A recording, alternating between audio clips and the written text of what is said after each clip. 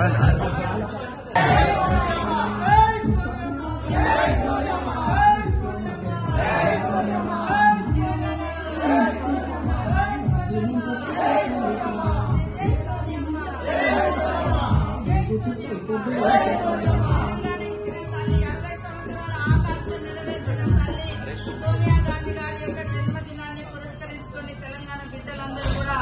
రోజు ప్రజా ప్రభుత్వంలో మరి నిరుద్యోగ యువతకు ఉద్యోగాలు గాని, అదే విధంగా ఉద్యోగులకు ప్రమోషన్స్, అదే విధంగా మరి రైతన్నుల ఇళ్లలో కూడా సంతోషం కోసం ఏకకాలంలో 2 లక్షల రుణమాఫీ, పేదింటి బిడ్డలందరూ కూడా ఉచితంగా బస్సు ప్రయాణం, ప్రతి పేదింటి బిడ్డ గుడిసెలో ఉన్నా కూడా వెలుతురును మరి స్వీకరించేందుకు ఉచితంగా 200 యూనిట్ల కరెంటు, అదే విధంగా పేదవాళ్ళందరూ కూడా ఆత్మగౌరవంతో మరి సెక్యూర్ గా బతకాలని గృహ నిర్మాణాలు, ఇలా అనేక సంక్షేమ కార్యక్రమాలను మరి ఇందిరమ్మ రాజ్యంలో సోనియమ్మ ఆదేశాలనుసారము సీఎం రేవంత్ రెడ్డి గారి ప్రభుత్వము నిర్వహించడం జరుగుతా ఉంది. 1 ఇయర్ అయిన సందర్భంగా అదే విధంగా ఈ రోజు సోనియమ్మ బర్త్డే కూడా మరి ఘనంగా నిర్వహించుకుంటూ, తల్లి అంటే సోనియమ్మ లాగా ఉండాలి, బిడ్డలకు ఇచ్చిన మాటను నిలబెట్టుకున్నటువంటి తల్లి.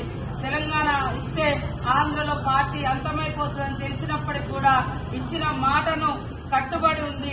తన జన్మదినాన్ని పురస్కరించుకొని మరి తెలంగాణ ఇస్తానని ఇచ్చినటువంటి మాటకు కట్టుబడి ఈ రోజు తెలంగాణ ఏర్పాటుకు ప్రముఖ పాత్ర పోషించి మరి తెలంగాణ ఇచ్చినటువంటి తల్లి జన్మదినాన్ని మనం ఘనంగా నిర్వహించుకోవడం చాలా సంతోషం.